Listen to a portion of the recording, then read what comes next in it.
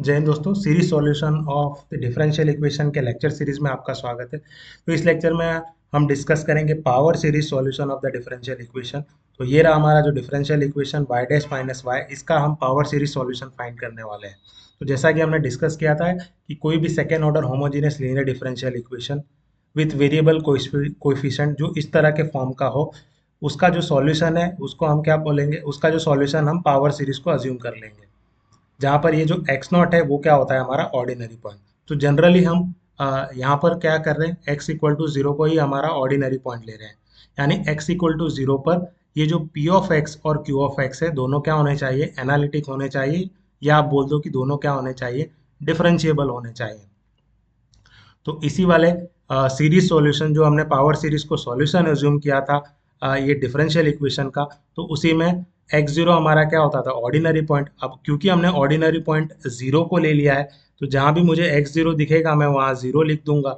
ये भी जीरो हो गया, तो हमारा जो सीरीज सॉल्यूशन है वो हो जाएगा summation K running from zero to infinity A K, sorry, it is A zero plus A one X plus A two X square up to so on.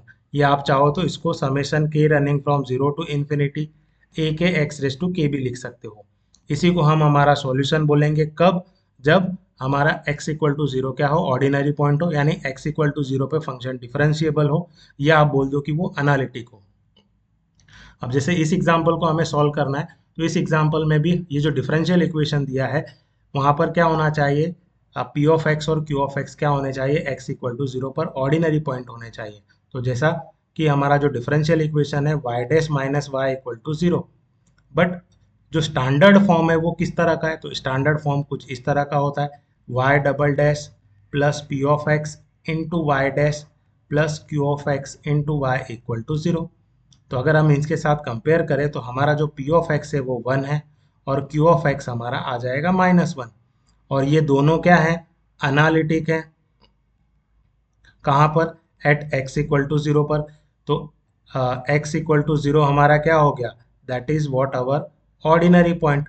और जब हमारा ordinary point x equal to zero होता है, तो हम हमारा जो solution है वो किसको अज्यूम करेंगे, वाई ऑफ एक्स को, that is summation K running from zero to infinity A K X raise to के। क्योंकि इसमें क्या है, हमारा ये जो एक्स जीरो है वो क्या हो गया, जीरो हो गया, तो ये हो गया हमारा सॉल्यूशन, अपडेटेड सॉल्यूशन। तो y ऑफ x हमारा क्या हो गया, let y of x be the solution of, suppose this is equation number one. तो इसका इक्वेशन वन का ये सॉल्यूशन है। अब इसी को हम क्या करेंगे, हमारे इक्वेशन वन में रखेंगे। अब इक्वेशन वन में रखने से पहले आपको y डैश निकालना पड़ेगा। तो अगर आप y ऑफ x देखोगे तो हमारा y ऑफ x है summation K running from zero to infinity A K X raise to K, यानी ये है A zero, A one X, A two X square plus up to so on. ये हमारा y of x है। तो y dash x क्या होगा, that is a one plus two a two x plus, अगर आप और आगे यहाँ लिखोगे तो ए थ्री एक्स क्यूब आएगा, so that is three A three X square plus up to so on.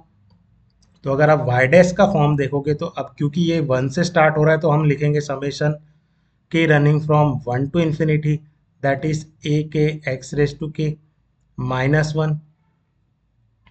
और यहाँ पर क्या आएगा, के, है ना। तो के times A K X raise to K minus one क्या हो गया, इसका स्टैंडर्ड फॉर्म। आप डायरेक्टली चाहो तो भी यहाँ से डिफरेंशिएट करके लिख सकते हो, क्योंकि एक्स रेस टू के का डेरिवेटिव क्या होता है, के X raise to K minus one.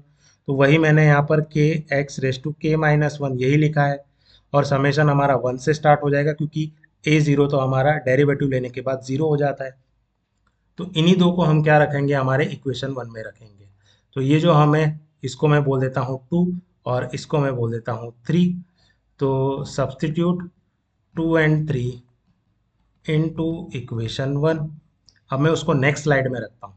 तो इक्वेशन वन हमारा क्या है, that is Y dash minus Y equal to zero. तो वाई डैश मेरा क्या था, summation K running from one to infinity K A K X raise to K minus one, minus Y हमारा था summation K running from zero to infinity A K X raise to K, A K X raise to K equal to zero. अब मुझे इसे solve करने के लिए दोनों के समेशंस को क्या करना है, सेम नंबर से स्टार्ट होने चाहिए। तो यहाँ पर जैसे जीरो से स्टार्ट हो रहा है, तो और यहाँ वन से स्टार्ट हो रहा है, तो मुझे यहाँ पर कुछ एडजस्टमेंट करना पड़ेगा फर्स्ट एक्सप्रेशन में कि हमारा ये वाला समेशन भी 0 से स्टार्ट हो। तो मैं क्या करता हूँ, k की जगह पर k+1 रिप्लेस कर देता हूँ। तो जहाँ भी मुझे k दिखेगा मैं वहाँ क्या लिख दूंगा, k+1। जैसे यहाँ k है तो मैं लिख देता हूँ k+1 इक्वल टू 1 इन्फिनिटी। यहाँ भी k है तो k की जगह k+1, a सब यहाँ भी k है तो k+1, एक्स रेस टू ये भी k है तो उसकी जगह k+1। ऐसा क्यों कर रहे हैं हम, क्योंकि k की जगह k+1 रखोगे तभी तो x का पावर k होगा दोनों तरफ, और दोनों के जो समेशंस है वो भी कहाँ से स्टार्ट हो जाएंगे, 0 से। Now summation k running from 0 to infinity a k x raise to k equal to 0। और देखो ये +1 है, राइट साइड जाएगा तो -1 हो जाएगा, तो ये भी समेशन कहाँ से स्टार्ट हो जाएगा, 0 से इन्फिनिटी। ये हो गया k+1, a सब k+1, क्योंकि +1 -1 चला गया, x raise to k, summation k running from 0 to infinity a k x raise to k equal to 0। अब दोनों ही समेशन क्योंकि 0 से स्टार्ट हो रहे हैं तो हमारा जो टारगेट था वो पूरा हो गया। अब दोनों समेशन 0 से स्टार्ट हो रहे हैं तो मैं समेशन को ही कॉमन ले सकता हूँ। तो मेरे पास बचेगा k+1 ak+1 minus A K X raise to K equal to 0। अब दोनों तरफ मुझे कोइफिशिएंट कंपेयर करना है एक्स रेस टू के का। मैं यहाँ पर एक्स रेस टू के लिख देता हूँ क्योंकि 0 को तो किसी से भी मल्टीप्लाई करोगे तो 0 ही रहेगा। When I compare the coefficient of x raise to k on both side, तो ये रहा एक्स रेस टू के का कोइफिशिएंट लेफ्ट साइड में और राइट साइड में तो 0 है। तो हमारे पास आ गया है k+1 a सब k+1 माइनस ए के इक्वल टू 0। तो ये क्या इम्प्लाई कर रहा है, ये एक इक्वेशन बना दे रहा है। ak+1 क्या हो जाएगा हमारा, ak/k+1, जहाँ पर हमारा k कहाँ से स्टार्ट हो रहा है, 0 से स्टार्ट हो रहा है। तो अगर मैं k की वैल्यू 0 ले रहा हूँ तो ये मुझे मिलेगा a0/0+1 दैट इज a0/1। अगर मैं k की वैल्यू 1 लेता हूँ तो ये हो जाएगा a2 डिवाइडेड बाय a1/1+1 यानी a1/2। बट a1 की वैल्यू क्या है, a0, तो मैं a1 की जगह लिख देता हूँ a0/2। k इक्वल टू 2 के लिए ये हो जाएगा a3 a2/2+1 that is a2/3। But a2 की वैल्यू क्या है, a0/2, तो मैं a2 की जगह a0/2 लिखता हूँ और यहाँ पर 3 पहले से था। तो ये हो गया हमारा a0/3 फैक्टोरियल। इसको मैं लिख सकता हूँ a0/2 फैक्टोरियल और इसको मैं लिख सकता हूँ a0/1 फैक्टोरियल। तो इस तरह से अगर आप चलते जाओगे तो हमारा जो सॉल्यूशन था, हमने सॉल्यूशन किसको माना था, तो हमने सॉल्यूशन माना था y of x equal to summation k running from 0 to infinity a k x raise to k को हमने सॉल्यूशन माना था डिफरेंशियल इक्वेशन का। अब क्योंकि ये है a0 plus a1x plus a2x² plus a3x³ plus up to सोन, तो a0 एज इट इज। देखो a1 की वैल्यू क्या है हमारे पास, that is a0/1 factorial x। a2 की वैल्यू क्या है, a0/2 फैक्टोरियल x²। a3 की वैल्यू क्या है, a0/3 factorial x³ plus up to सोन।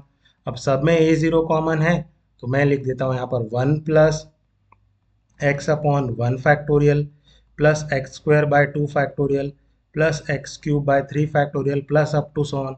तो अगर आपको याद हो, so this is nothing but the Maclaurin series of e raise to x।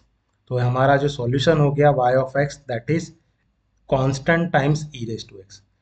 तो अगर ये हमारा सॉल्यूशन यहाँ पर पूरा हो जाता है, अब मैं आपको इसका एक वेरिफिकेशन पार्ट भी करवा देता हूँ ताकि हमें पता चले कि हमारा जो सॉल्यूशन आया है पावर सीरीज की हेल्प से वो सही आया है या नहीं आया है। अब क्योंकि हमारा जो डिफरेंशियल इक्वेशन था that is y dash minus Y equal to 0, जहाँ पर y डैश का मतलब है dy/dx, माइनस वाई को राइट साइड ले जाएंगे तो ये हो जाएगा dy/y इंटू डी एक्स। ये सेपरेबल वेरिएबल से सॉल्व करोगे तो ये हो गया ln y is equal to x plus c. तो y क्या हो गया, e raise to x plus c, यानी e raise to x times e raise to c. इसको मैं लिख देता हूँ c1 e raise to x, जहाँ पर c1 मेरा है e रेस टू सी। तो e रेस टू सी को मैंने क्या ले लिया, c1 ले लिया। तो मेरा जो सॉल्यूशन आया है यहाँ पर भी क्या आया है, constant times e raise to x. तो ये सॉल्यूशन और हमारा जो पावर सीरीज का सॉल्यूशन आ रहा है वो दोनों सेम है, यानी जो हमारा आंसर है वो करेक्ट है। आई होप आपको ये लेक्चर समझ में आया। Thank you everyone.